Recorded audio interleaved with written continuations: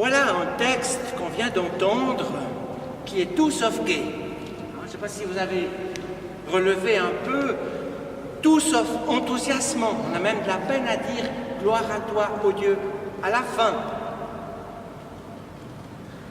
C'est un texte qui raconte un fait divers horrible, avec des morts, du sang, de la culpabilité, quelque chose qui fait qu'on a l'impression qu'on est devant notre petit écran à 19h30 où on voit passer les malheurs du monde. Pourquoi donc les théologiens intelligents qui ont établi la liste des textes bibliques ont-ils choisi ce texte-là pour aujourd'hui, qui est propre à Luc, qui est seulement chez Luc? Eh bien, sans doute parce qu'il y a ces paroles de Jésus qui disent « Si vous ne vous convertissez pas, si vous ne vous repentez pas », nous sommes dans le temps de carême, ce temps où nous sommes justement invités à nous convertir pour ajuster notre existence au niveau de ce que Dieu nous invite à vivre. Et vous verrez que parler de ça, parler de ces choses sérieuses, il n'y a pas beaucoup d'endroits dans la vie où on peut en parler. On peut en parler dans l'Église, même on n'ose pas toujours le faire.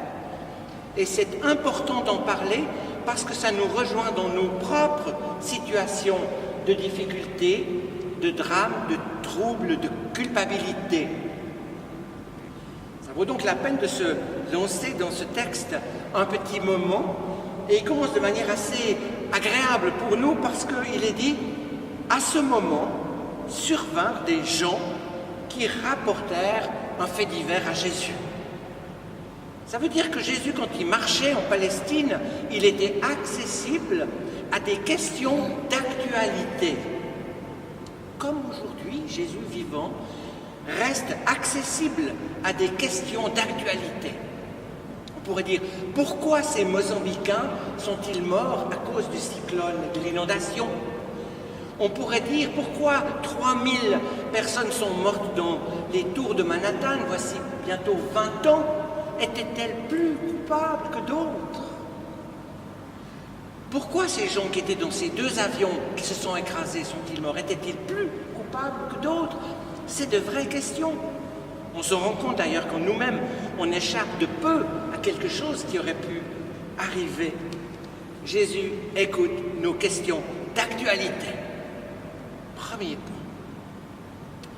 Ces gens donc s'approchent de lui et leur citent une situation qui n'a pas d'écho dans l'histoire. On n'a pas entendu parler de ça, mais Pilate était un être sanguinaire. C'était un chef romain qui devait maintenir l'occupation du pays. Donc les gens qui allaient contre l'occupation, les zélotes, ils étaient évidemment regardés de près, voire punis.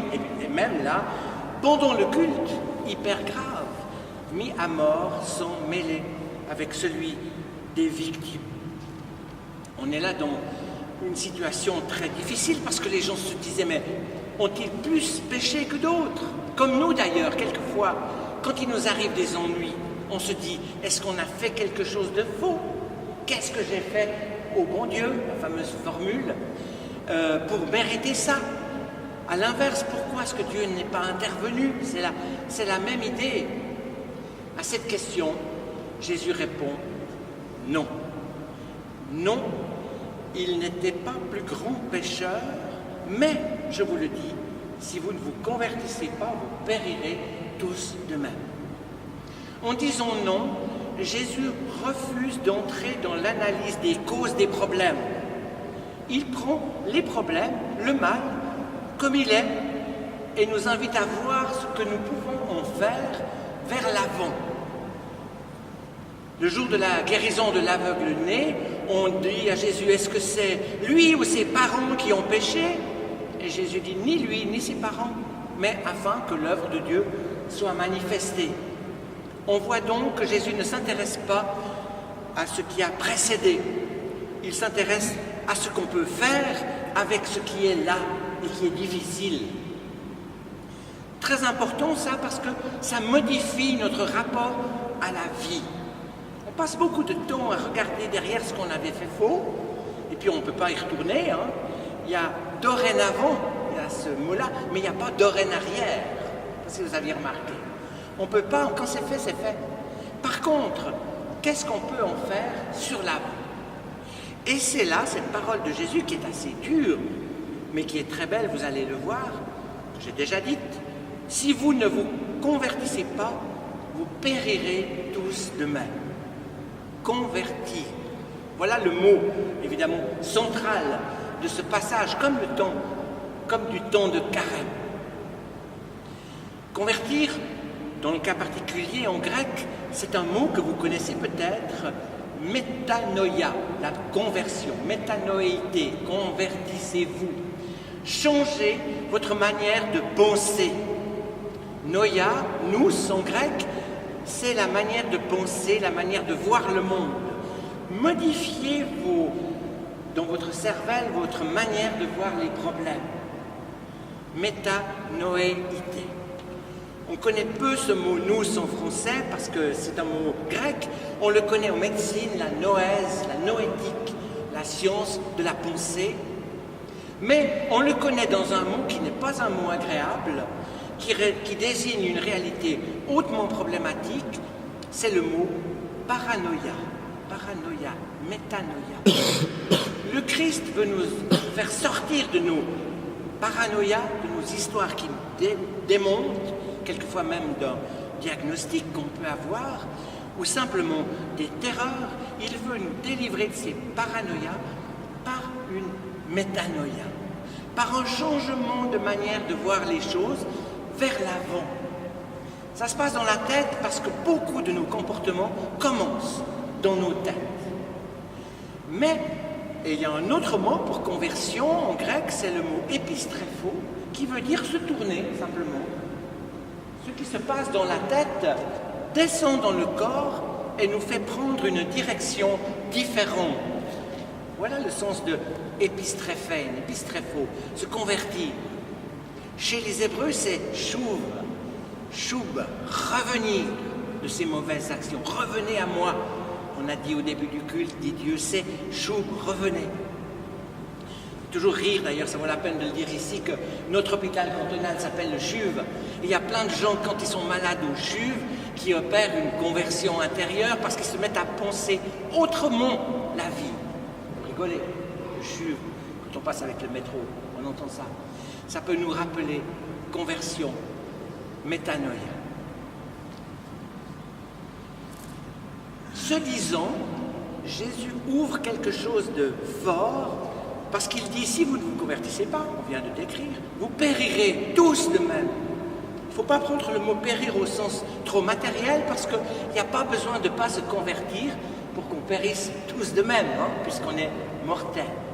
Il faut donc voir ce mot périr comme, et on peut le faire avec le grec, dégradé, démoli, cassé. Vous serez écrasé. Et évidemment, il parle de réalité spirituelle. Et c'est beau parce qu'il dit, vous périrez tous de même. Il y a là, dans le message du Christ, cette espèce de rencontre entre chacun de nous, les individus, et la collectivité que nous faisons. Si nous nous convertissons tous individuellement, collectivement, nous formons quelque chose de converti. Il y a des grands problèmes dans la vie parce qu'il y a partie des gens qui disent il faut changer la société, le monde ira mieux, et une autre partie qui dit il faut changer les gens, puis la société ira mieux. Vous connaissez ça? C'est globalement la gauche et la droite. Jésus met ensemble ces deux réalités. Si vous ne changez pas votre manière de voir chacun, vous périrez tous également. Si vous vous convertissez, vous vivrez tous également. Et c'est ça qui est très intéressant, c'est qu'il y a dans l'Évangile la résolution de ce fameux problème qui consiste à dire, quand on veut changer quelque chose, qu'on n'est pas assez, que les autres ne sont pas d'accord, etc. Il y a moyen d'aller de l'avant en direction de la vie. Actualisation. Vous le savez, et on l'a fait ce matin parce qu'il y avait ici une présentation d'un petit enfant, quand on a des enfants, on se fait du souci pour le monde dans lequel ils vivront. voit la question du climat, la question de la diversité biologique.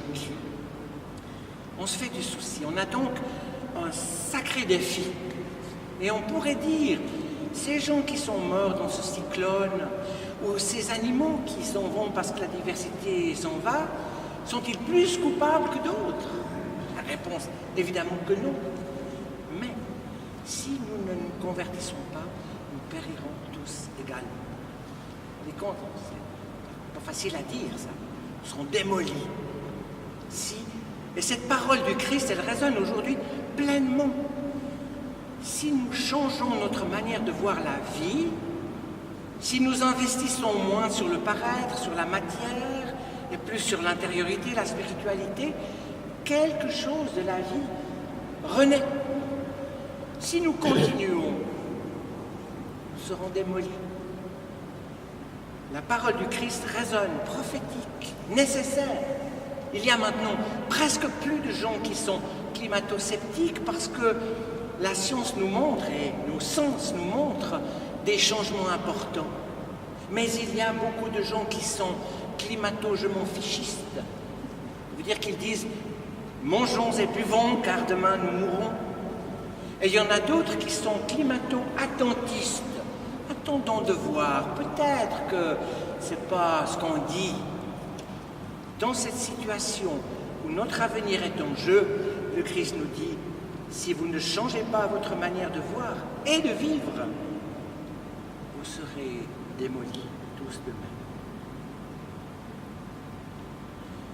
Retour au texte. Luc se rendait peut-être compte que ce n'était pas un texte facile, des paroles faciles. Alors il nous raconte cette parabole qui va ouvrir quelques éléments pour que nous soyons en mesure de réaliser cette conversion. Un homme avait un figuier planté dans sa vigne. Il vint y chercher du fruit et n'en trouva pas. Un figuier, une vigne, un champ de blé, enfin, c'est fait pour porter du fruit, pour nourrir la vie. C'est le but de l'affaire, et que la vie se continue. Et voilà qu'il vient en chercher et il n'en trouve pas. Il dit au vigneron, « Voilà 3 ans que je viens chercher du fruit sur ce figuier, je n'en trouve pas, coupe-le. Pourquoi faut-il encore qu'il épuise la terre ?» Donc on voit bien là quelque chose de sévère. Marche pas avec les hommes, ça va mal se passer. Mais l'autre, celui qui cultive, celui qui est attentif, celui qui voit la vigne, qui voit la terre tous les jours, lui dit « Maître, laisse-le encore cette année. » Du temps, on a toujours du temps. Même si le temps est court, on en a. Laisse-le encore cette année. Le temps que je bêche tout autour. C'est très beau ça parce que en Palestine, il y a peu d'eau donc autour des arbres, comme ici d'ailleurs on fait des cuvettes, espèce de petites demi-lunes, je crois qu'on appelle, pour que le peu d'eau qui arrive reste, et puis on remue la terre pour qu'il descende, et qui fait que l'eau ne file pas sans être entrée dans la terre. Il y a un intérêt à faire que l'eau soit bien utilisée, et on voit bien l'enjeu ici, aussi bien matériel que spirituel. Il lui dit après que je mette du fumier. Et le fumier, c'est ce qu'on rejette. Et ces déchets, on en a tant qu'on en veut, mais si on fait de bons déchets, on peut les composter et utiliser tout ce qui pourrait être mauvais pour créer de la vie. C'est pas mal ça quand on se demande comment changer notre manière de voir. Et puis vient ce fameux mot, peut-être, il y a une chance, donnera-t-il du fruit à l'avenir? Peut-être, si nous nous engageons dans des petites choses, mais tous, peut-être en modifiant légèrement nos attitudes, de moitié, souvent ça suffirait pour qu'un énorme changement ait lieu au niveau mondial. Diminuer notre consommation de moitié n'est pas un problème. On n'a pas assez de temps pour dépenser tout l'argent qu'on gagne. Peut-être, et c'est Dieu qui nous dit à chacun d'entre nous, peut-être donnerons-nous du fruit à l'avenir. Cette parole-là nous montre bien que toutes nos paranoïas, nos peurs sont transfigurées par nos métanoïas, nos conversions. Donc, dans ce temps de carême qui va se continuer, regardons nos vies et essayons de penser comment nous pourrions voir les choses autrement, voir la vie autrement et entrer ainsi dans cette dynamique de vie qui nous est proposée et qui nous est promise et que nous devons à nos enfants.